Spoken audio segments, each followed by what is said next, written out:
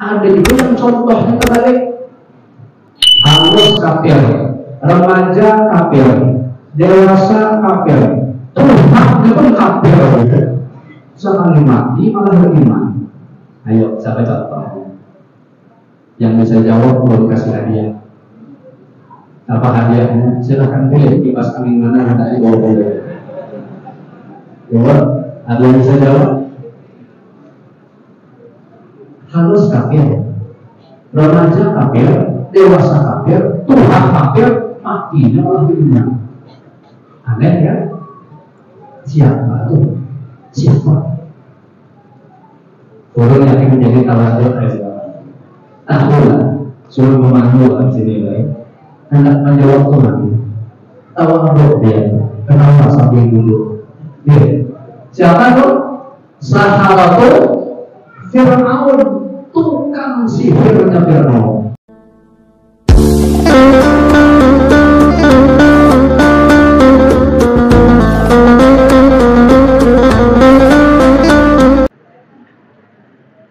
Assalamualaikum warahmatullahi wabarakatuh.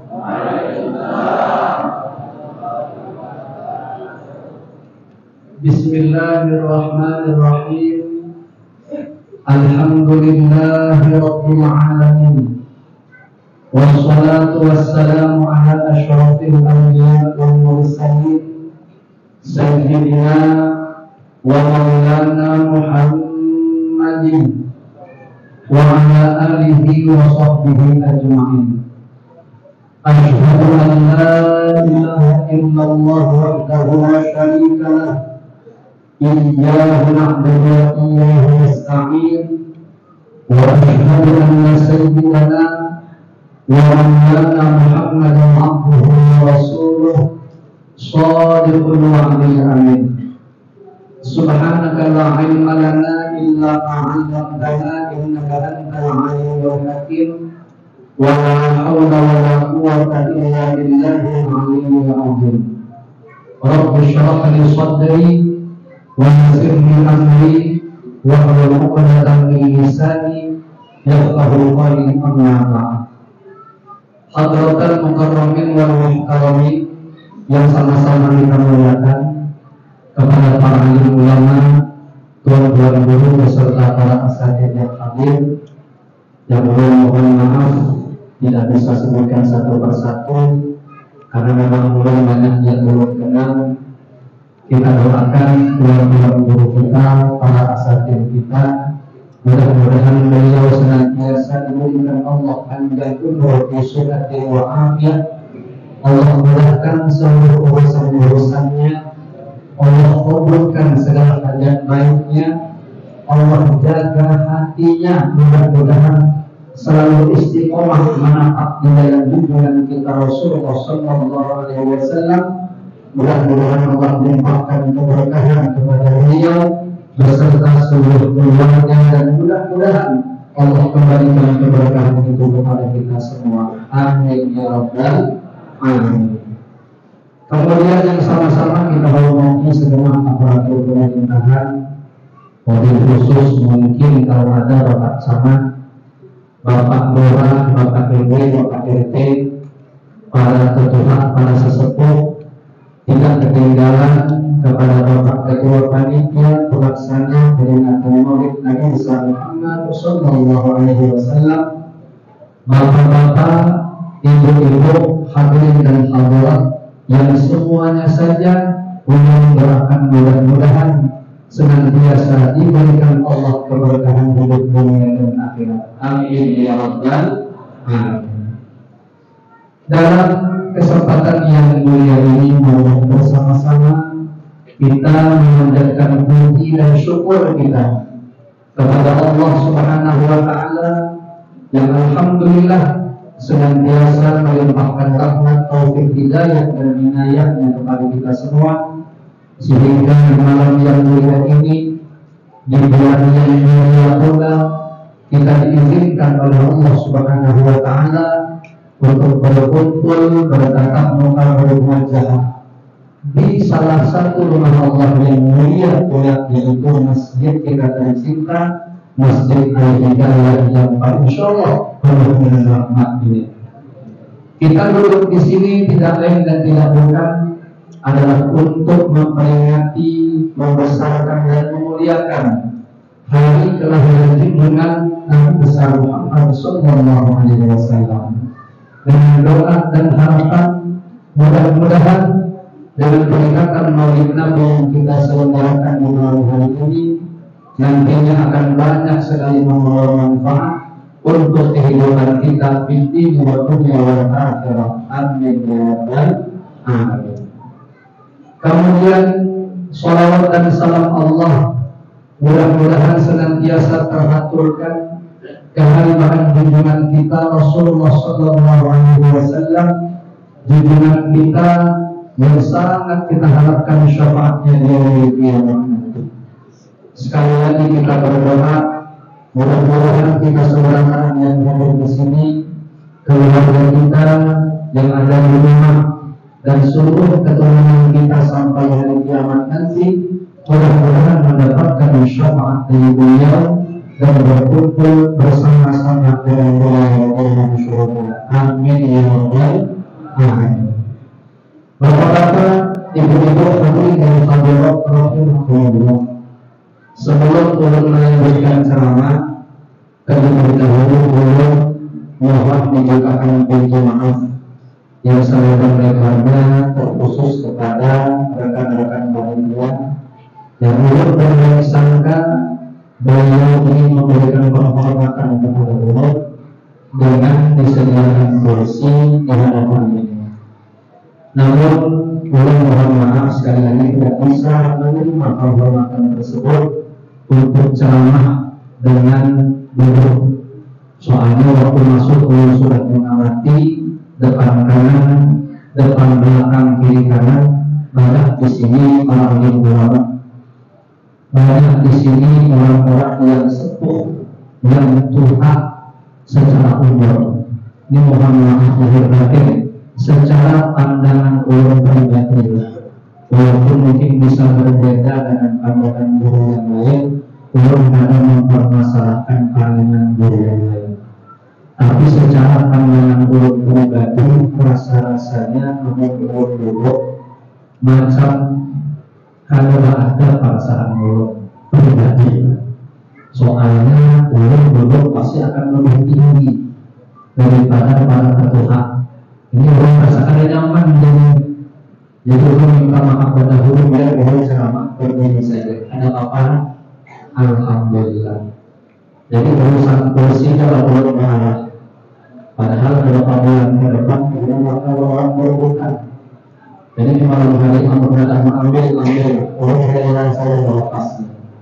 Biar orang berdiri saja supaya lebih nyaman untuk semua. Bapak Ibu yang dirahmati oleh Allah Subhanahu wa Ta'ala, kenapa kita ingin memperingati Maulid Nabi? Maka jelas dan terang sekali dalilnya dalam Al-Quran. Intinya kita peringati Maulid Nabi ini merupakan bahagian daripada mengingat atau menyebut nikmat. Di mana mengingat atau menyebut nikmat itu merupakan perintah Allah.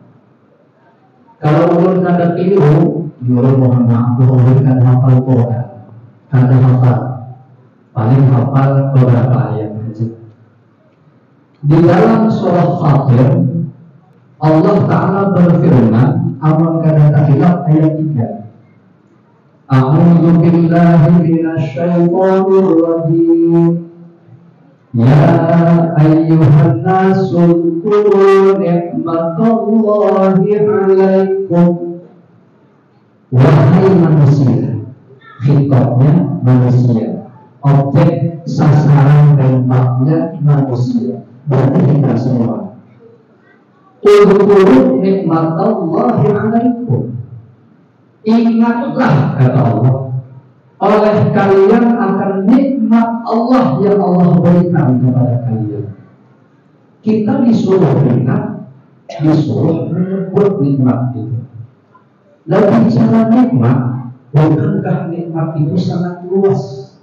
Dan tak akan mungkin mampu kita pungkiri bahwa termasuk nikmat yang besar itu adalah keberadaan junjungan kita Rasulullah Shallallahu Alaihi Wasallam.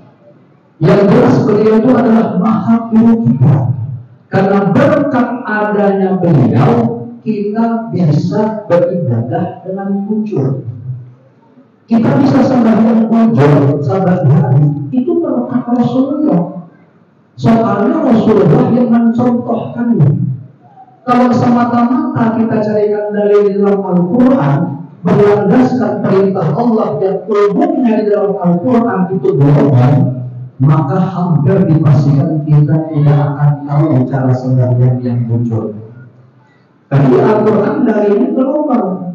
Kebanyakan ayat misalnya aqimus shalah, dirikan sholat.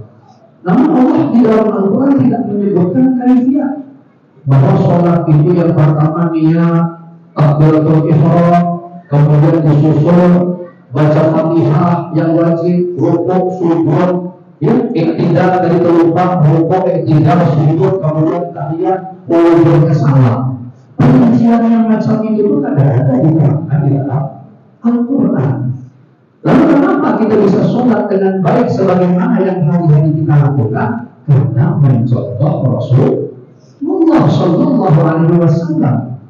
Makanya Rasulullah dalam sebuah sabda yang mengatakan kepada para sahabat, "Shallu kama ra'aitumuni usalli." Sholatlah kalian sebagaimana kalian melihat aku. Makanya kita sebenarnya yang di sini bisa sholat dengan baik, dengan jujur. Coba taklumi, kenapa bisa baik sholatnya? Jawaban simpelnya mesti kita menjawab menghormati guru. Kita punya guru kita sholat, kita itihi, kita perhatikan. Oh, guru itu macam ini. Kalau beliau ditanya bagaimana beliau sholat seperti itu, beliau akan menjawab, aku menghormati guruku, kata sendiri. Terus sangat naik ke atas guru-gurunya mentok kepada Rasulullah Shallallahu Alaihi Wasallam. Berarti tidak bisa dipungkiri Rasulullah adalah maha guru kita. Kemudian masih melompati kayak Rasulullah juga begitu. Kalau ada melompati Rasulullah masih lupa. Ulun surah pendiam di Jambi. Jadi kalau pinjam surah ke Jambi itu biasanya ada orang yang terkenal namanya Jontos. Itu ada jauh dari jalan yang namanya Nusa Indah. Orang Surah Jambi tahu. Di depan Nusa Indah ada 3. Nusa Indah 1, Nusa Indah 2, Nusa Indah 3. Di seberang Nusa Indah 2 itu ada masjid namanya Miftahul Jannah. Waktu itu ulun hendak sembahyang maghrib. Karena belum berwudu, ulun pulang ke belakang. Karena masjidnya keurutan itu letaknya di belakang. Akhirnya pas ulun berwudu, ternyata di situ banyak anak halus yang lagi dulu sehingga kerang itu terpaksa harus ngantri. Ulun kada dapat bahagian, terpaksa ngantri dulu. Di depan dulu itu ada anak halus yang kalau ulun taksir umurnya itu kisaran 12 tahunan, kelas 6 SD. Jadi sebagai guru anak dulu belum mengerti. Hanya dulu bukaannya kerak, kopiah diinginkan. Lalu buka kerak, cuci tangan. Kumur-kumur, lalu istinsyak, masukkan dalam kumur, mantap dulu dengan oksigen, walaupun harus ambilnya banyak, sembuhan wah, harus kumur-kumurnya. Baru ada hatinya macam itu bagus, ambilnya banyak, baru basuhnya kepala, baru tangan. Nah, jadi gaya baru. Ya, terbalik rukunnya. Bukan ya? Masjidnya ini basuh muka, basuh tangan, baru kepala. Ini baliknya, ini basuh muka, kepala dulu, baru tangan. Jadi ulun biarkan, ulun perhatikan, ulun berpikir ini hina. Pada ini berjalan masuk ke masjid akan ulun takut. Betul. Habis basuh gratis, lalu dengan berjalan hendak masuk ke dalam masjid. Lalu ulun bilang, Deng semua. Kalau bahasa Jawa tetek maaf, tunggu dulu. Ada apa bang? Minta maaf tadi waktu kau wudhu. Apa perhatikan wudhu kau kayaknya salah. Agak terjatuh. Kaget. Iya bang, iya deh. Tapi kalau habis basuh muka, basuh tangan kan, iya bang. Nah, disitulah salahnya. Mestinya habis basuh muka, basuh tangan, baru kepala. Kalau terbalik, lalu berapapun, mohon maaf deh. Kalau wudhu macam itu yang ngajarkan kau siapa? Dijawab sama dia, Bu. Bang, aku selama-lama itu wudhu yang macam ini, Pak. Yang ngajarkan aku, mama aku, Pak. Nah, yang ngajarkan itu siapa? Mamanya. Lalu sudah luput kok. Orang langsung berpikir cepat, ini anak anggaplah anak penuhan umur 12 tahun. Anggaplah mamanya waktu kawin dahulu nikah anom 15 tahun. Berarti sekarang kira-kira dipotong masa kehamilan 15 tambah 1 tambah 12 berapa? 28.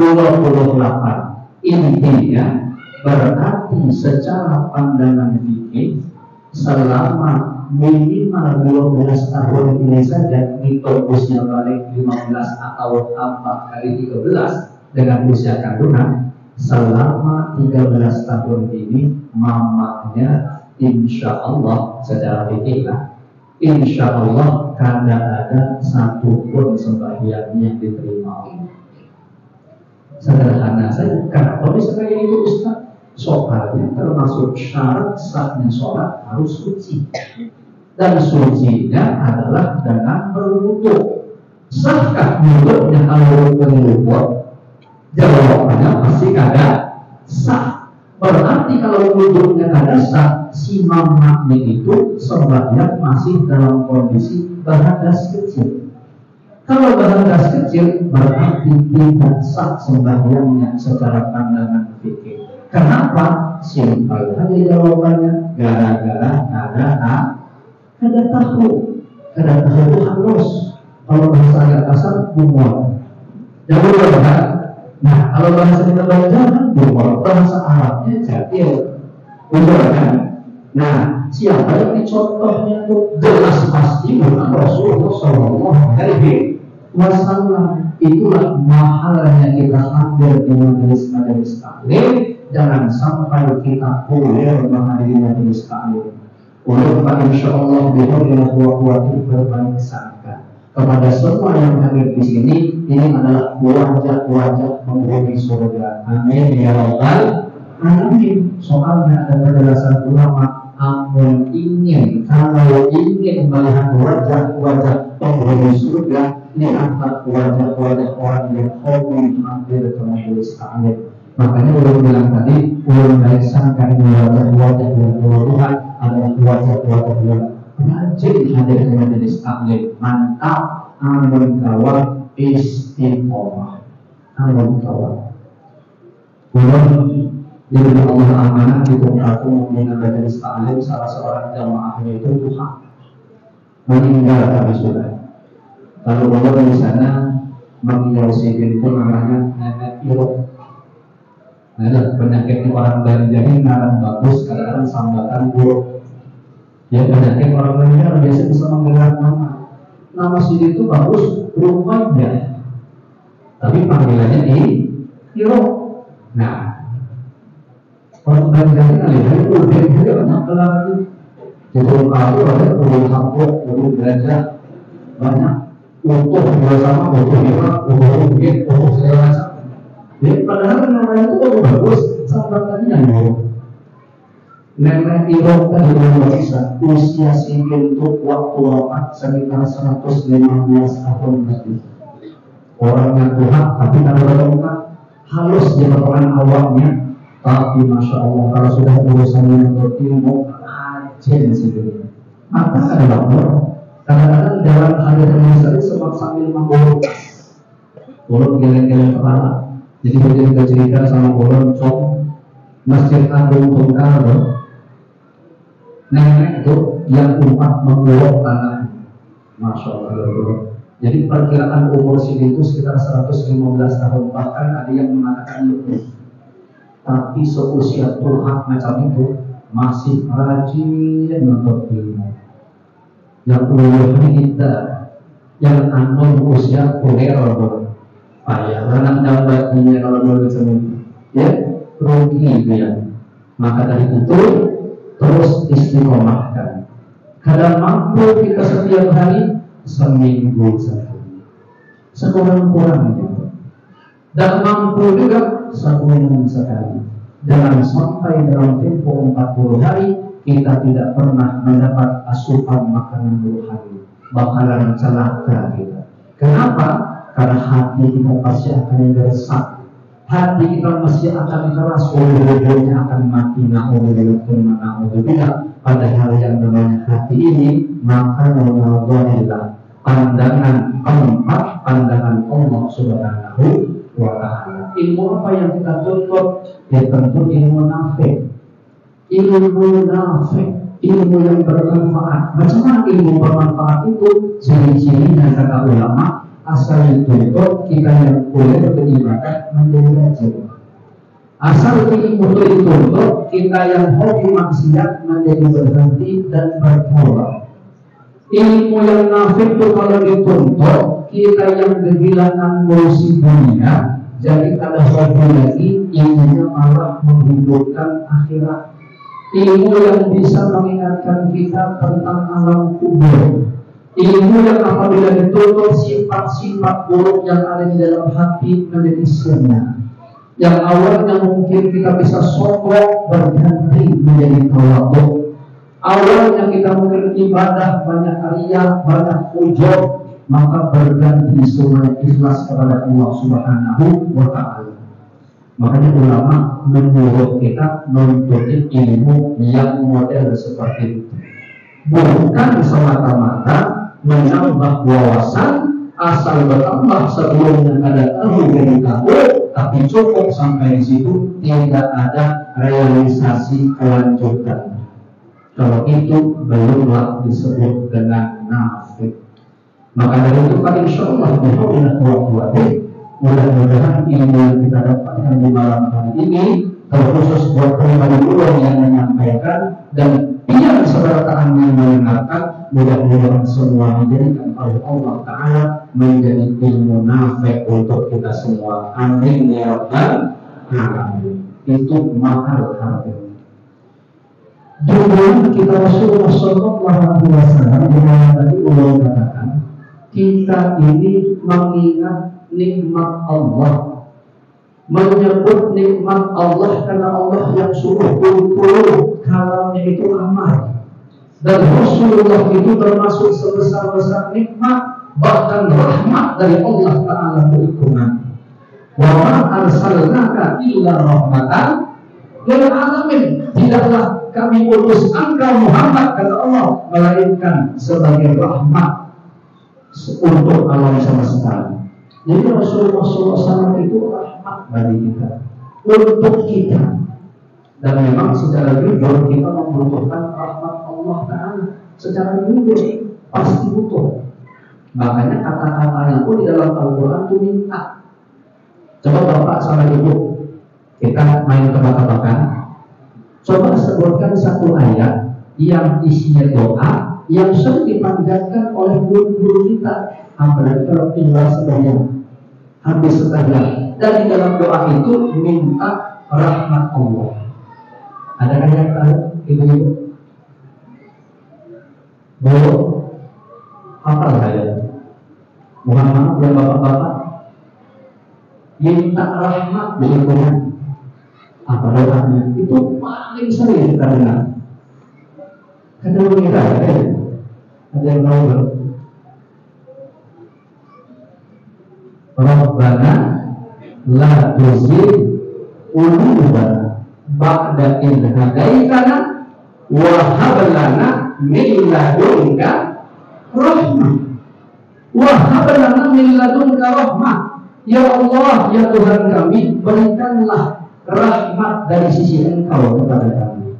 Innaka antal Wahab, gitu ya. Titik tekan yang ulun maksud pada kata-kata wahab lana min ladunka rahmah. Ya Allah, berikanlah rahmat dari sisi Engkau kepada kami. Secara jujur kita minta kepada Allah, karena rahmat itu penting sekali. Dan ujar Al-Mukarram Kiai Muhammad Baqir dalam salah satu karyanya yang bernama kitab Al-Asmaul Husna, waktu pembahasan nama Allah Al-Wahhab, beliau menyebutkan sekurang-kurangnya ada 6 rahmat yang kita butuhkan dalam hidup, dan ini sangat penting. Apa kata beliau? Yang pertama, rahmat Allah yang kita butuhkan yaitu rahmat Allah berupa Allah berikan cahaya iman, tauhid dan ma'rifat di dalam hati untuk muncul orang. Dan alhamdulillah, ini sudah Allah berikan kepada kita walaupun dengan kadar yang berbeda-beda. Iman sudah Allah kasih. Kalau Allah tidak ngasih kita iman, yakin kadang-kadang datang kita ke sini. Ini panggilan iman. Zahirnya itu panggilan undangan panitia masjid yang mengundang kepada kita semua buat menghadiri acara Maulid Nabi besar Muhammad Sallallahu Alaihi Wasallam. Itu zahirnya. Tapi hakikatnya kita bisa datang ini adalah karena adanya iman yang Allah susukkan ke dalam hati kita. Kita yakin bahwa kita hadir dalam acara ini adalah acara baik yang insya Allah kita akan mendapatkan balasan yang baik dari Allah Ta'ala. Makanya mau berhadiri acara, mau menunggu acara. Padahal mungkin sekarang ini kalau malam-malam biasa banyak mungkin di antara pihak yang sudah boleh. Tapi menahan itu. Kenapa ditahan? Karena ada iman dari itu. Dan lembaga iman itulah semua jadi berpahala. Di acara kelihatan begini, padahal banyak yang dia korbankan. Dulu itu sudah jelas. Makanan, minuman itu sudah merupakan bahagian sedekah. Yang sekali lagi yakin itu ada balasan dari Allah. Siapa yang bisa menimbulkan bahasa yakin itu tadi? Keimanan kita percaya macam itu kalau bukan Allah Subhanahu wa Ta'ala. Nah, itu adalah bagian rahmat dari Allah Subhanahu wa Ta'ala. Tauhid jelas, makrifat sesuai dengan kadarnya masing-masing. Yang jelas kita sadari bahwa ini adalah rahmat dari Allah Ta'ala yang pertama yang Allah berikan kepada kita. Kenapa Allah tadi menyebut bahasa kadar? Karena kadar iman, tauhid, makrifat seseorang itu beda-beda. Kalau pada tingkatan kita ini pasang surut, kalau pasang rajin beribadah biasa. Kalau sudah surut ada tahunan, kan bisa model yang seperti itu. Nah, makanya minta terus kepada Allah supaya Allah menyempurnakan atau menambahnya. Sekurang-kurangnya mudahan kita di seberang yang hadir di sini matinya dalam keadaan beriman. Amin ya rabbal alamin. Kenapa? Karena kalau tidak diminta bisa jadi Allah cabut. Dan itu sangat mudah bagi Allah Ta'ala. Makanya urusan iman ini mati beriman, nah itu ayahnya bilang kan terserah Allah Subhanahu wa Ta'ala. Ini ada urusan orang di macam mana, potongannya macam mana, status sosial di macam mana, anak siapa ada peduli. Kalau Allah mau kasih, Allah mau kada. Berapa banyak kasus orang-orang hebat, orang-orang rajin beribadatan, bahkan sampai kasat bisa melihat Lauhul Mahfuz. Dari kecil, remaja, dewasa, Tuhan beriman. Matinya dicabut oleh Allah Ta'ala. Siapa contohnya? Barsisho 200 tahun umurnya, cukup buka di dalam kitab Madani Susania. 200 tahun tidak ada suara maksiat, kagum malaikat. Apa terjadi? Apa wujudnya? Dicabut oleh Allah Ta'ala. Dulu tidak cerita Barsisho di sini. Dia cek surat keterangannya, cari di internet banyak tentang Barsisho. Urut cuma menggarisbawahi itu kehendak Allah, urusan iman Allah cabut, Allah tidak peduli melihat apa-apa ini. Siapa lagi yang bisa jadi sama pada susah ini? Kalau di dalam Al-Quran, Balaqam bin Baqarah, Wah, itu ayuhan bilang kan, asal melihat ke atas bisa dilihat catatan Lahul Mahfuz. Saking kasyafnya. Oh, ujungnya apa? Mati kafir. Gara-gara ketulahan Nabi Musa didoakannya sesat. Makbul doanya, takut-takut karena Nabi Musa itu dialtih. Altih itu apa ya? Nyambat semacam padat. Nabi Musa kalau berjalan sok pagi wujudnya sore boleh pulang ke sini. Ada yang mengatakan selama 40 hari itu terjadi. Bingung Nabi Musa, kenapa berjalan nggak sholat berjauh-jauh ke situ-situ, ke situ-situ, ke situ-situ? Dijawab sama Allah, itu efek doa daripada para ambil Allah. Oh, kata Nabi Musa, kalau macam itu ya Allah, aku nak berdoa juga. Cabut iman. Namanya Nabi Musa lebih tinggi kelasnya, dicabut imannya oleh Allah Ta'ala. Imannya Balaam itu di saat itu langsung lidahnya menjulur sampai ke dada, persis seperti anjing. Efek apa tadi? Ketulahan sama Nabi Musa, padahal orangnya kasyaf. Nah, itu kalau Allah pengen cabut iman seorang, bangsa. Ada juga yang contohnya terbalik. Halus kafir, remaja kafir, dewasa kafir, Tuhannya pun kafir. Sekali mati malah beriman. Ayo, siapa contohnya? Yang bisa jawab belum kasih hadiah. Apa hadiahnya? Silahkan pilih kipas angin mana yang tak dibawa boleh. Coba, ada yang bisa jawab? Halus kafir, remaja kafir, dewasa kafir, Tuhan kafir, matinya malah beriman. Aneh kan? Siapa tuh? Siapa? Orang yang ingin menjadi tawaduk tahulah, cuma memandu di sini baik. Hendak menjawab Tuhan. Tawaduk dia, kenapa sambil dulu? Dia, siapa tuh?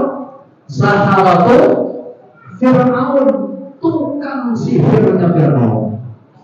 Ikut belah Fir'aun dengan sihir. Ya, kecilnya kafir sebenarnya sampai ke Tuhan. Kenapa mereka diberikan Allah iman? Gara-gara ta'adub beradab kepada Nabi Musa alaihissalam waktu terjadi pertandingan adu sihir. Apa ta'adubnya? Mereka menawarkan kepada Nabi Musa, kalau bahasa kita, wahai Musa, siapa pendahulu pilihankah kami? Bahkan, dan itu diceritakan di dalam Al-Quran.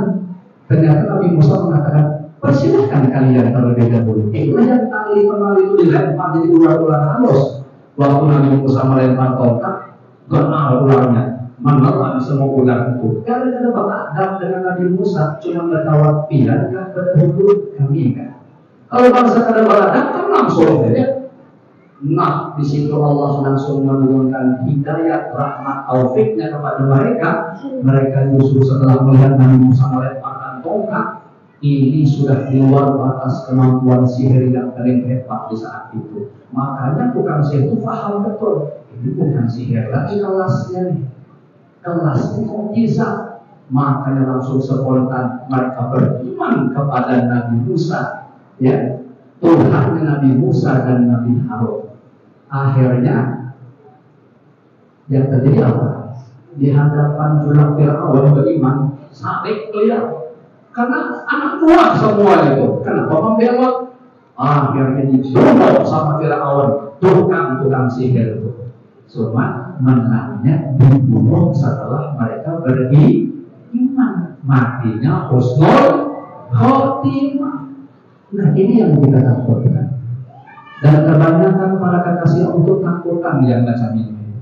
Macam ini macam mana? Maksudnya adalah walau sekarang ini kita kelihatan baik, kita kelihatan peribadatan, kita rajin sholat, kita rajin ngaji, ya, kita rajin hadir ke majelis taklim. Tapi siapa yang bisa menjamin dan memastikan bahwa ujung umur kita pasti mati beriman? Dan tidak sanggup.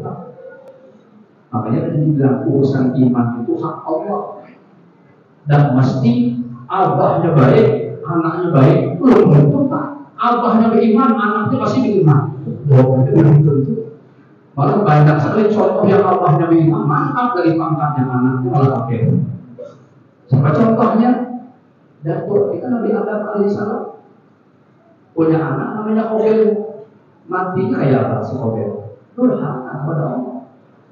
Nabi Nuh alaihissalam punya anak namanya Kanaan. Abahnya Rasul, Nabi, tidak tanggung-tanggung. Anaknya si Kanaan mati kafir. Muncul kan? Nah, atau bini, mentang-mentang kita ini bini kiai, bini tuan guru, bini ustaz, pasti juga akan mati dalam keadaan sama seperti ustaznya sebagai laki kita. Belum tentu. Istrinya Lut mati kafir. Oh, aku ini keluarga kiai, keluarga tuan guru, keluarga ustaz, pasti akan selamat juga. Belum tentu. Abu Lahab, paman Rasulullah, berikutan, betul-betul paman kontak, mati kafir, malah abadi dari dalam Al-Quran. Abad siada adi lahabil wata. Nah, jadi apa yang mau kita andalkan? Yang bisa kita andalkan mungkin dengan maraknya kegiatan Maulid Nabi ini memancing kecintaan kita bertumbuh kepada junjungan kita Rasulullah SAW dengan cara ittiba atau mutabah, mengumpati. Walaupun kita tidak ada keturunan Rasulullah, kita bukan para abadi, atau bahkan mungkin kita pun bukan keturunan ulama. Kita lihat abah kita, kakek kita, datuk kita, dan juga keturunan orang alim. Kada usah disedihkan itu. Yang penting kita ingat Rasulullah, pelajari tindak langkah yang diajarkan oleh beliau, macam mana sunnah-sunnah Rasulullah baik zahir maupun batin, umpati. Itu aja poinnya. Makanya Allah bilang kalau dapat cinta Allah harus ikut kepada Rasulullah. In kuntum tuhibbunallah fattabi'uni. Kata Allah, qul, sampaikan Muhammad kepada umat. Apa yang beliau disuruh sampaikan? In kuntum tuhibbunallah. Apabila kalian betul-betul cinta kepada Allah, fattabi'uni, ikut aku, kata Rasulullah. Itu yang dikehendaki dengan mutaba'ah zahir wa batin. Kalau muncul kita mutaba'ah kepada Rasulullah, umpat kepada Rasulullah secara zahir dan batin, wujud serius sungguh-sungguh, dapat dua garansi sekurang-kurangnya. Yuhibbukumullah, Allah pasti akan mencintai kalian. Wa yaghfir lakum dzunubakum, dan Allah akan mengampuni dosa-dosa kalian. Mudah-mudahan kita bisa mengumpati Rasulullah zahir dan batin. Amin ya rabbal alamin.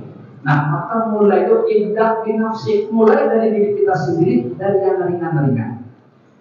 Ulun ya, ini saban malam di kota Kabilah Hati ada kegiatan maulid. Bahkan bisa jadi sama lampu ke perahu beberapa tempat. Jujur kan? Nah, pesan ulun lah untuk ulun pribadi dan pian semarataan. Anggapnya ulun ini kalau ibarat umur ulun ini sepantar sama anak pian, anggap ulun ini anak pian. Kalau ulun ini usianya sepantar, anggap kita ini kakak adik. Iya, anggaplah. Jadi maksudnya jangan sampai ulun ini agar orang lain senang. Anggap kita keluarga sholat. Jadi nyaman saja ulun berpandai dengan keluarga. Asal pian mulai acara maulid dapat cerita Rasulullah di situ, ambil satu poin. 100 ustaz, tuan guru, kiai, hafid, penceramah, kita tidak menangkap. Lalu 99 ini ditangkap cuma satu. Ayo, awak boleh satu. Malam kedua awak boleh satu. Malam ketiga awak boleh satu. Sekurang-kurangnya 30 malam kita menghadiri, 30 malam kita bisa mengamalkan sunnah Rasulullah. Sunnah Rasulullah itu kalau diamalkan, kata ulama kita, menimbulkan nur, cahaya yang menyelimuti tubuh kita.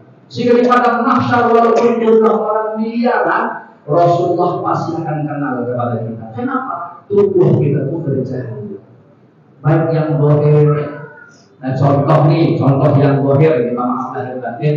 Contohnya asal sembahyang, kalau bisa jangan ada bersiwak. Maka ulun kalah tulang kesana tulang kemari, berkumpul sama ustaz, buat guru kiai. Kadang-kadang mohon maaf lahir batin lah, urusan siwak itu bisa mengganggu. Padahal sholat pun disiwakin, kata Rasulullah, afdhalu min sab'ina sholatan bila siwak. Sekali kita sembahyang bersiwak lebih baik daripada 70 kali sembahyang tanpa siwak. Berapa harganya? 10.000. Nah, tapi kuler kan malas kita. Orang Banjar terlalu banyak termakan vitamin K. Kuler. Padahal 10.000 aja. Kalau dia terus menghabiskan duit buat yang sia-sia, apa ya kan bilang begitu jutaan yang 10.000 kuler. Kenapa bisa sampai seperti itu terhalang? Kita mutabah kepada Rasulullah Sallallahu Alaihi Wasallam. Nah, kalau bisa waktu ya, minta lagi tukarkan. Nih, handap aja. Kan si waktu sunnahnya jangan kurang 4 jam. Kalau bisa lebih panjang, terserah orang yang mau garam mau halus, terserah. Mengurutinnya kan begini. Nah, pakai si waktu seperti angka 8 didikan anak atas turunkan ke bawah tuh 2, 3 lalu dioleskan ke lidah kita secara vertikal.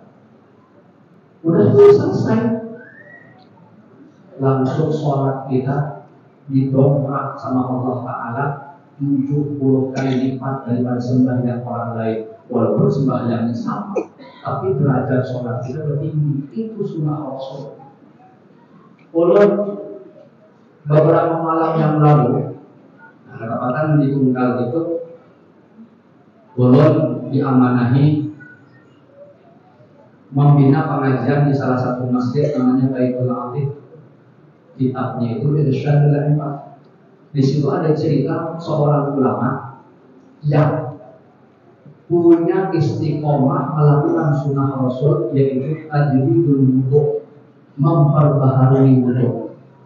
Jadi asal masuk waktu sholat, walau beliau kan batal wudu beliau. Satu ketika pas hendak melakukan tajdidul wudu itu dilakukan, tapi satu kesunahan Rasulullah ketinggal, yaitu tahlilul asobe, menyela-nyelai jari kaki. Dan itu bukan sengaja, lupa. Memang kan namanya manusia ini lupa biasa. Lupa tidak mengamalkan satu sunnah Rasul, yaitu menyela-nyelai jari. Malamnya langsung bermimpi ditakwar beliau. Kalau bahasa teguran itu katanya piannya mengaku cinta sama Rasulullah, tapi apa sunnahnya ditinggalkan, walaupun hanya nyela-nyelai jari. Cinta apa macam itu? Sekali bangun tak umur beliau, sampai ngajar umur banyak terumur, banyak terenung begitu. Sehingga murid itu memperhatikan kenapa Tuhan guru tidak berubah sekarang. Diceritakan beliau bahwa aku terlupa melakukan tahlilul asobi atau menyela-nyelai jari. Lupa bukan sengaja, sekali kita bermalammu. Yang aku membuat pengumuman ini adalah nanti di padang mahsyar kali-kali saja aku ketemu sama Rasulullah.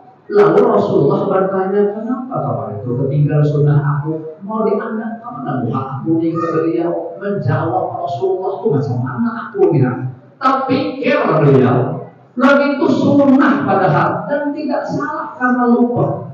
Coba kita cermin kepada diri kita. Bagaimana dengan diri kita bukan sunnah Rasulullah lagi yang kita tinggalkan? Ada yang fardu ditinggalkan sekalian. Dan bukan lupa, sengaja. Betul kan? Kira-kira di mana kita anak muhak kepada Rasulullah nanti? Padahal yang fardu itu wasiat Rasulullah terakhir. Rasulullah SAW di saat wafat, apa yang beliau pesankan sudah nyaris hampir tidak terdengar. Namun Sayyidina Ali bin Abi Thalib karamallahu wajhah, menantu beliau, itu mendekatkan kupingnya ke bibir mulia Rasulullah. Lafaz-lafaz terdengar wasiat beliau itu apa? As-sholat, as-sholat, wa ma malakat aymanukum.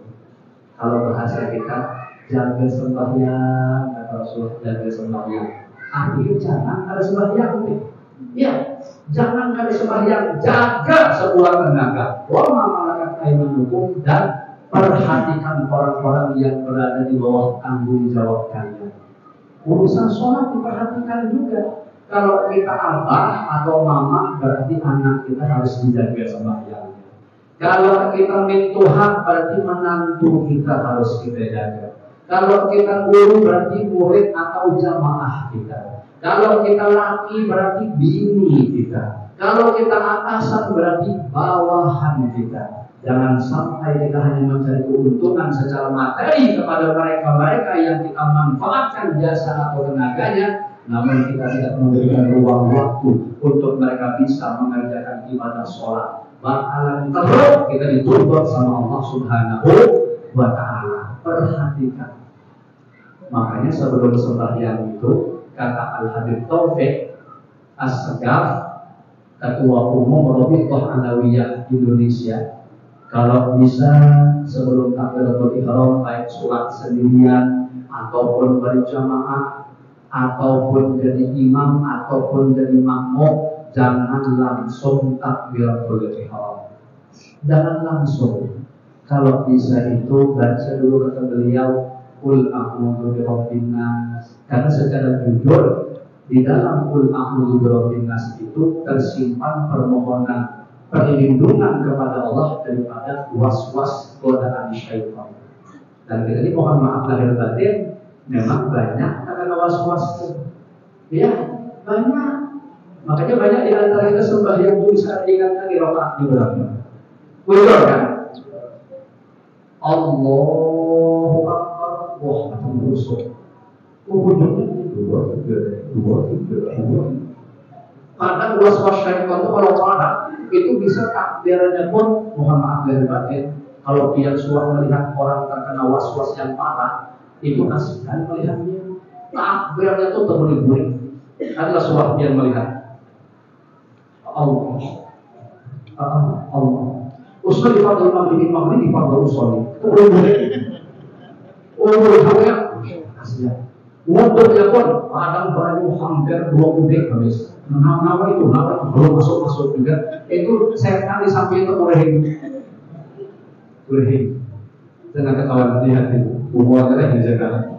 Coba. Gara-gara apa gitu? Tuhan akan datang. Kali-kali saja ujar ulama kita ada kesalahan kenapa was-was itu kuat masuk ke kita. Kali-kali saja kita diantaranya menyalahi adab di WC atau di kamar mandi. Apa itu? Yaitu istilahnya Allahul Suhuful, suka meludahi pengamihan atau mengamini peludahan. Nah itu menimbulkan was-was. Makanya di kamar mandi itu usahakan klosetnya itu dengan buangan gosok gigi kita jangan satu. Karena memang ada kamar mandi kita tuh yang bergerak di situ, kami di situ, kalau beruang buat sikat gigi ya situ dua. Jangan. Usahakan kalau saya itu biar kotoran, jadi lubang lagi pojok. Nah, situ mungkin kira-kira kita mengeluarkan baju mandi kita biar terbuang kerenjangan satu tempat. Nah itu disebut tadi apa? Meludahi pengamihan atau mengamini peludahan. Meludahi pengamihan itu kita mengamini atau bergerak, lalu kita ludahi. Kami sama TAI itu. Nah, itu namanya meludahi pengamihan atau kotoran. Atau dibalik. Kalau dibalik berarti mengamini peludahan. Kita meludah. Semakin banyak dihubungi anak. Wah, akhirnya kita timbang-timbang. Maklumlah masa kecil tidak bahagia. Jadi bisa mengusir anak pakai itu dari itu. Pakai pistol-pistolan itu. Nah itu namanya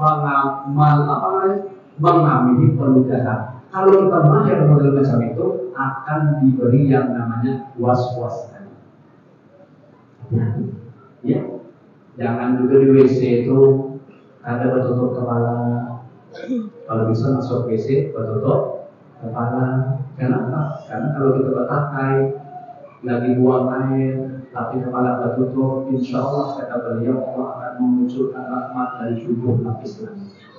Makanya orang dapat rahmat itu bukan hanya di masjid, bukan hanya di majelis taklim, di WC pun bisa. Yang penting bertutup kepala masing lah, pakai kopi yang boleh, pakai anduk boleh, pakai jilbab boleh. Kalau berdata semacam mana, biasanya WC itu masih tetap digunakan. Dan biasa kan melihat dapur sudah ada disempat lagi anak ambil kopi, apakah bahasa nggak terlihat panci dia bawa masalah. Kalau bingung orang banyak anak orang bilang, betul supaya apa? Dapat rahmat. Kalau bisa beralasan. Walaupun WC kita itu bersih, kita siram bersihkan pakai klipor, pembersih WC itu. Tapi kalau orang tasyaf akan melihat betapa kotornya kamar mandi atau WC. Kenapa? Karena kalau dia bisa melihat banyak orang-orang sebelah yang bergelantungan. Ya, kalau ada tertutup tadi bisa diludahi di kepala kita juga. Nek hamburan TAI itu banyak dari orang sebelah. Itu yang bisa menimbulkan penyakit. Ulun salah satu ulun anggap guru ulun yaitu Al-Habib Lutfi, bukan Lutfi bin Yahya kan ya. Al-Habib Lutfi bin Abdurrahman Al-Ayyus Palembang, beliau wafat. Beliau itu termasuk yang diberi Allah kasyaf. Jadi beliau waktu pernah bicara empat mata dengan ulun, beliau memang berkisah seputar tentang urusan perwisian. Kata beliau, Ustaz betul keterangan ulama-ulama kita mengatakan betul kepala semua sendal. Karena ulun semua Ustaz, kata beliau, karena saking berdadasnya tadi masuk ke WC itu tidak ada tutup, tidak ada alas. Apa yang terjadi Ustaz pas keluar dari kamar mandi langsung ada cermin. Penglihatan ulun itu melihat muka ulun cermin itu tanduk, kata beliau. Itu Ustaz kalau dia lihat begini, Masya Allah, ya. Ini siru, kan bilang kan. Walaupun kita bersih kan, bersih. Kalau WC waktu harum, ada AC-nya, ada TV-nya, ada kulkas segala macam. Ada apa situ? Ya. Masuk ke lama pulang kembali ke ngantuk. Nah, hati-hati subuh itu kebanyakan kita ngantuk masuk WC itu jangan memejamkan mata. Nah, kan kita bayangkan ngantuk subuh ya, bangun guring, suruh duduk di WC, kita kayak masuk jam 5 keluar jam 8. Dan ingat lagi, itu kalau kita memejamkan mata yurithun nifaq akan mewarisi sifat-sifat kemunafikan. Makanya berhati-hati. Nah, ini namanya ilmu. Kemana-mana kembali kita sampai ke WC gitu. Tapi ini juga ilmu yang harus kita amalkan. Pun tidak tahu di sana. Pokoknya secara tahu apa yang Allah lintaskan dalam hati sampaikan. Mudah-mudahan yang belum tahu menjadi tahu, bisa mengamalkan. Yang sudah tahu semakin kuat untuk bisa mengamalkan. Amin ya rabbal alamin. Itu satu rahmat Allah yang jelas kita butuhkan. Tadi orang bilang berapa? Rahmatnya ada berapa? Tadi sekurang-kurangnya ada 6 yang baru diceritakan. 1. Diizinkan tidak belum menghabiskan 5 ini? Diizinkan? Masih boleh bro? Masih boleh lah? Kita kupas. Tahan dengar ya. Tapi kalau boleh lah sebagian ada apa-apa. Ya, kita habiskan. Sayang. Yang kedua, rahmat yang sangat kita butuhkan juga yang kita minta dengan doa. Apa tadi doanya? Wahab lana min ladunka rahmah. Rahmat kedua yang kita minta adalah agar Allah berkenan memberikan kita cahaya taat, cahaya ibadah, cahaya khidmah kepada Allah Ta'ala. Nyaman bercatat diri ini dari ujung rambut sampai ujung kaki yang zahir maupun batin bisa taat. Karena kalau cuma sekedar tahu ilmu belum tentu Allah bikin taat.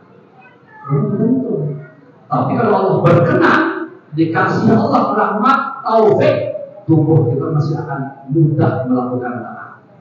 Dan aneh, kadang-kadang orang yang jelas-jelas sehat belum tentu bisa sembahyang. Tapi orang yang penggaringan malah bisa jadi rajin sembahyang. Betul kan? Contoh ajaib lagi di mana-mana tempat yang bersaksikan, mudah-mudahan ada termasuk Masjidul Al-Hidayah. Apa contoh ajaibnya? Kadang-kadang yang berdiam di kiri kanan depan belakang masjid malah ada sebuah belakang masjid. Yang jauh-jauh malah datang. Itu di mana-mana tempat selain Al-Hidayah ini. Insya Allah. Kalau Hidayah ini macam mana? Turun naik sangka, kurang lebih kan ya kira-kira biasa itu. Apa boleh kadarat? Itu aneh ini ajaib termasuk. Kenapa? Karena tidak diberikan cahaya taat walaupun fasilitas gampang.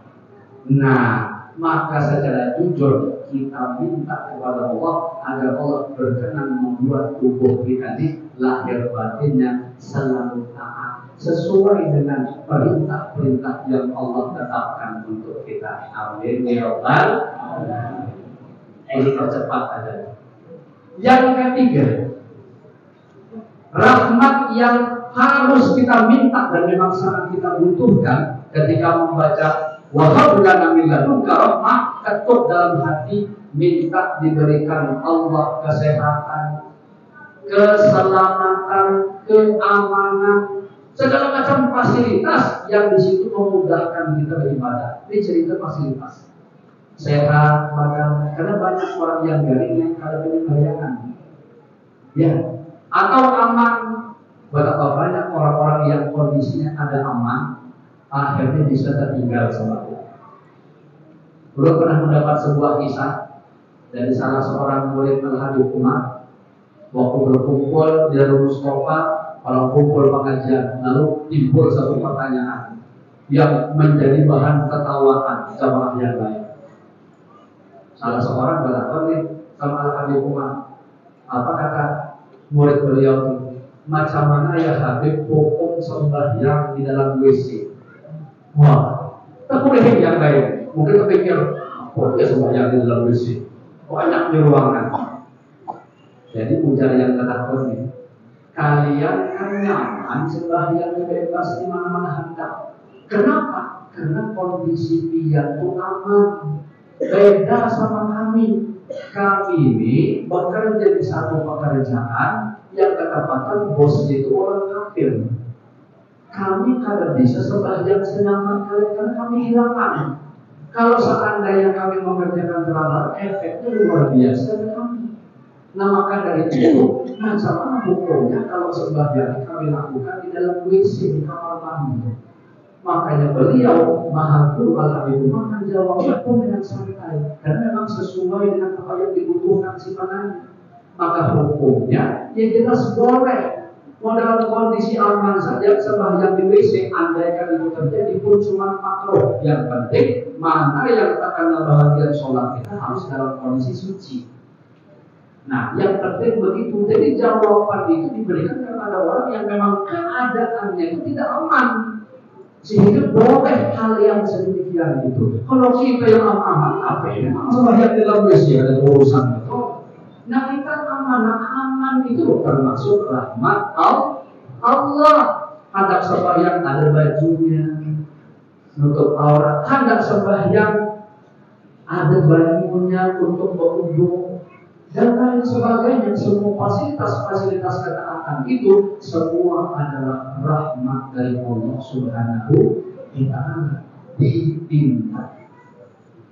Selanjutnya yang keempat, termasuk rahmat Allah Subhanahu wa Ta'ala yang pasti sangat kita butuhkan adalah kita minta kepada Allah Ta'ala agar kelak ketika meninggal dunia sakaratul maut itu dimudahkan sakaratul mautnya. Ujung-ujungnya mati dalam keadaan beriman. Itu mahal juga. Karena tidak semua orang tadi bisa mati beriman sebagaimana cerita kita yang di depan. Dan memang ada maksiat-maksiat yang mohon maaf lahir batin itu menyebabkan terhalang mendapatkan husnul khatimah. Artinya bisa-bisa meninggalnya su'ul khatimah. Ulun ada cerita banyak yang ini. Satu lagi maksiat. Apa itu? Durhaka kepada orang tua. Bapak dan ibu masih punya orang tua sekarang, untuk manfaatkan keberadaan beliau, bikin beliau itu senang. Kan cara bakti sama orang tua itu kata ulama dua aja, bikin senang satu dengan segala cara, mau dikasih duit, mau dikasih makanan, terserahlah. Kita pasti sebagai seorang anak itu tahu karakter orang tua masing-masing. Kita pikir aja, asal aku gawe macam ini pasti beliau senang. Lakukan lah. Kalau aku berpandai macam ini pasti beliau terpurih juga. Lakukanlah itu. Itu cara pertama. Cara kedua, jangan sakiti hati beliau. Dan lagi-lagi kita disuruh berpikir, aku kalau melakukan ini pasti beliau saling. Itu berarti mundur. Aku kalau mengatakan ini pasti beliau kecewa, berarti mundur. Kalau tidak mampu menyenangkan hati, maka jangan bikin sakit hati. Jangan kebalik. Sudah tidak mampu menyenangkan, sudah menyakiti hati. Berarti status kita durhaka. Kalau pian berstatus durhaka, kecil alamat bakal meninggal husnul khotimah. Kebanyakan malah suhul khotimah. Biar cek manakib wali mana saja. Carikan, ulun isi manakib awalil fungsi 50 wali aku, ya, ulun baca satu persatu, belum ulun temukan ada wali berstatus anak durhaka, belum ada. Yang ada malah banyak orang-orang yang kelihatan biasa-biasa saja, tapi punya makom kedudukan yang tinggi di sisi Allah Ta'ala berkat baktinya kepada orang tua. Coba buka kitab Mengenal Al-Asmaul Husna. Ada sebuah kisah dialami oleh sahabat. Sahabat ini sakaratul maut, ditalkin dzikir ada disebut. Sahabat ditalkin dzikir mengucapkan la ilaha illallah dan disebut. Sehingga dipintalah Rasulullah hadir ke tempat itu untuk mentalkinkan. Apa yang terjadi? Rasulullah Shallallahu Alaihi Wasallam mentalkin dzikir dengan ucapan la ilaha illallah. Sahabat itu sanggah di kerongkongan, tidak bisa mengucapkan padahal yang mentalkin Rasulullah. Itu heran Rasulullah. Sampai bertanya dengan keluarga, ini orang kata Rasulullah hari-hari ini sudah diam enggak? Sebenarnya puasa, musimnya puasa. Ditanya berbagai pertanyaan tentang amal-amal, diberi. Sekali pas satu pertanyaan, macam mana hubungannya dengan orang tuanya dengan mamanya? Nah, atau hubungan bilang soal keluarga bilang itu dia ya Rasulullah, dia sedang bermasalah dengan mamanya. Oh, kata Rasulullah, jangan-jangan ini yang menyebabkan dia banyak mengucapkan la ilaha illallah. Mamanya masih hidup, masih bisa tidak minta dipanggilkan, kata Rasulullah. Dipanggilkan mama sahabat. Setelah dekat, jadi kata Rasulullah, Bu, anak pian ini sekarat banget. Kami talkinkan dzikir la ilaha illallah dan bisa menyebut. Ibu ada masalah ya dengan dia? Dijawab sama mamanya, betul ya Rasulullah. Sampai sekarang aku keributan dengan dia. Sampai sekarang aku tidak ridho. Aku marah ya Rasulullah kepada dia. Kata Rasulullah, kenapa Bu? Ya Rasulullah, lihat di mata dia. Picak setelah ditempeleng sama dia dulu. Nah, itulah di sini anak durhaka nempeleng mama atau apa sampai picak gitu. Ya, mudah-mudahan tidak ada. Ibu, suara kampung laki Bu. Tidak ada ya. Wah, itu bukan jamaah ulun ada mulai. Lagi isi pengajian, Pak. Manis dulu di hadapan ini. Ustaz, kira-kira aku ini dosa besar Ustaz. Allah kalau aku taubat, mau tidak terima taubat aku? Kalau bilang kalau bujuk-bujuk dari taubatnya pasti dari Allah. Emang aci ini apa dasarnya orang mengiau sini aci? Aku Ustaz, aku ini ingat almarhum lagi aku Ustaz. Memangnya aku suah pemangkong pakai burubi. Wah, yang pada tuan saya bilang, mudah-mudahan ada nasib yang dari mana? Bisa ini mangkong lagi ya. Bismillah tidak ada insyaallah. Kita balik ke cerita tadi. Ya Rasulullah, aku tidak ridho. Nih lihat di mata aku dicap dari kemudian dia. Makanya sampai sekarang aku berikan aku tidak ridho. Dipinta sama Rasulullah supaya memaafkan. Kakak tukang beliau. Ya udah kalau begitu Rasulullah, tolong kepada para sahabat kumpulkan kayu bakar. Untuk apa? Ya Rasulullah kayu bakar. Lihat memang kondisinya macam itu payah sudah. Lebih bagus disuruh kayu bakar hidup api kita timbaikan api biar lekas mati. Sekali dengar cerita anak ini mau ditimbaikan ke dalam api, tapi pikir ibu kita, tapi pikir dalam beliau ya Allah kata beliau, ini anak 9 bulan bukan buat bawa kemana-mana uyuh aku dibuatnya. Udah melahirkan dia aku udah nyawa.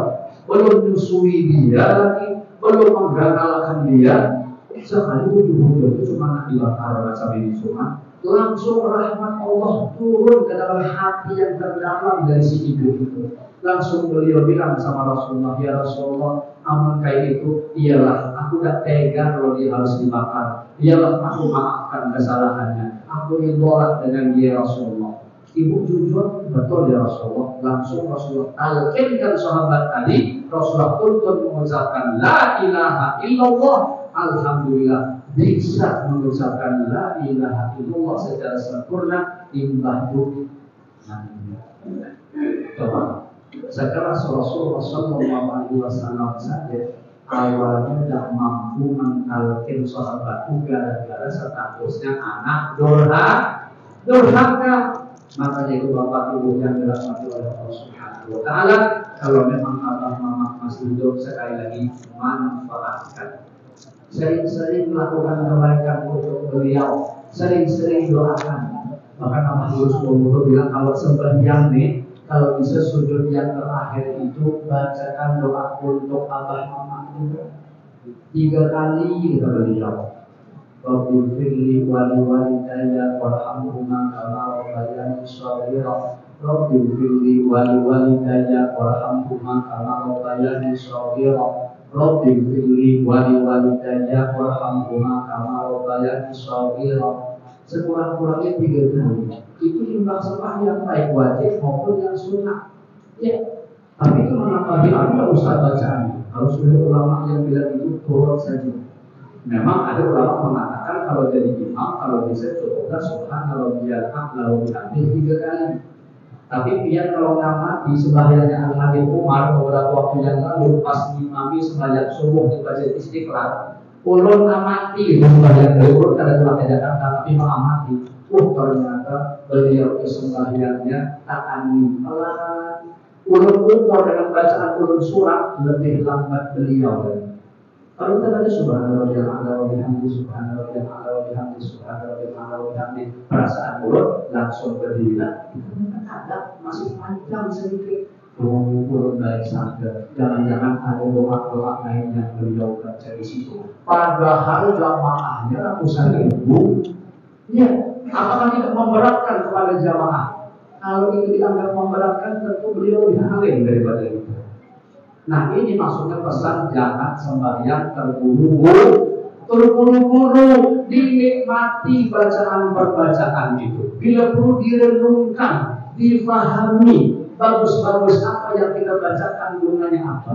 Dari awal sampai akhir, Pak, insya Allah itulah yang disebut khusyuk. Itu rahmat dari Allah Ta'ala.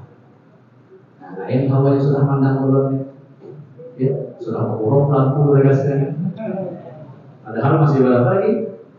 Berapa lagi? 2. Ulun habiskan cepat, tak apa ya? Yang kelima, rahmat yang penting yang kita minta kepada Allah adalah agar Allah berkenan memberikan kita kemantapan kemampuan di dalam menjawab semua pertanyaan malaikat mungkar nakir di dalam kubur. Ulun ada pula menjelaskan ini.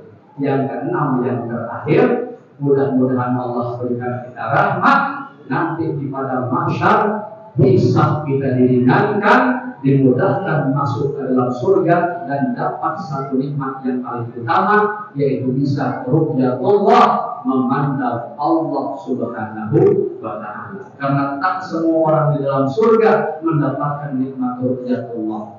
Di Muqaddimah kitab mengenal Al-Asmaul Husna, beliau menukil pendapat Al-Imam Hujjatul Islam Abu Hamid Muhammad bin Ahmad Al-Ghazali. Di situ Imam Al-Ghazali menyebutkan di dalam salah satu karyanya bahwa untuk bisa mendapat ru'yatullah, bisa memandang Allah Ta'ala di dalam surga, syaratnya harus ma'rifat. Mudah-mudahan Allah berikan itu kepada kita semua, bertawassul berkat junjungan kita Rasulullah sallallahu alaihi wasallam. Amin ya rabbal alamin. Ala hadhihi niyatu ala man wa sallam wa nasallu wa kulli niyatin salihah wa ila hadratin nabi sallallahu alaihi wa ala alihi wa sahbihi wa baraka wa sallam. Al-Fatihah. A'udzu billahi minasy syaithanir rajim. Bismillahirrahmanirrahim. Alhamdulillahi rabbil alamin, arrahmanir rahim, maliki yaumiddin. Iyyaka na'budu wa iyyaka nasta'in. Ihdinas siratal mustaqim. Shiratal ladzina an'amta 'alaihim ghairil maghdubi 'alaihim waladdallin. Amin. Sebelum tutup, belum minta waktu sebenarnya 2 menit boleh? Kita bersihkan majelis, baca sholawat boleh? Asal belum baca, belum kasih kode, tolong baca yang serentak sama-sama. Kita membaca sholawat mudah-mudahan dinazar oleh Allah dan Rasulnya. Amin ya rabbal alamin.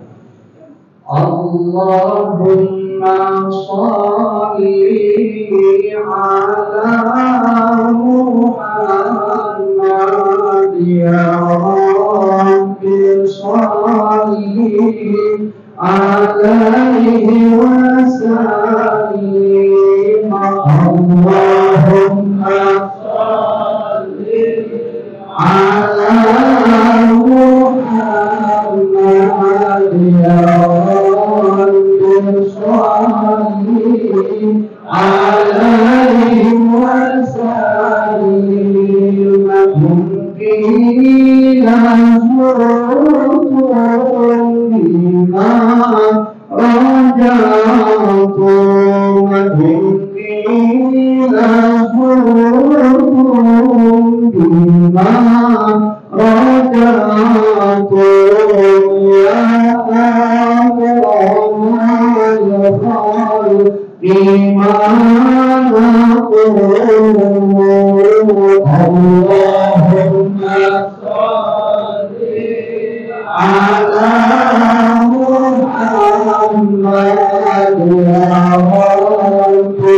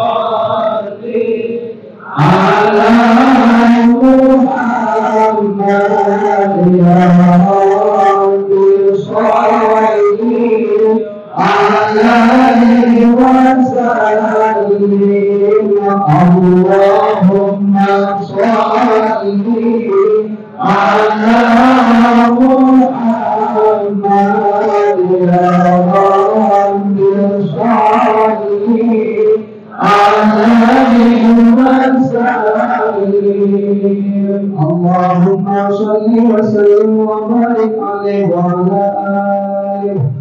Bapak-bapak, ibu-ibu hadirin dan hadirat yang dimuliakan Allah, boleh minta maaf hari ini yang bisa saya sampaikan. Sekali lagi mudah-mudahan semuanya dijadikan oleh Allah Ta'ala menjadi ilmu nafi, manfaat berkah dunia akhirat untuk kita semua. Amin ya rabbal alamin. Mohon minta maaf atas segala kekurangan, terutama dalam pemanfaatan waktu. Entah berapa jam berceramah, waktu sudah jam 1.30. Jadi sudah waktunya sudah. Allah SWT, Masya Allah, tahan dengan sini. Urusan pandangan dari orang itu satu setengah minta maaf dari tadi. Hadar ya Allah, wa iyyakum ajma'in. Wassalamualaikum warahmatullahi wabarakatuh.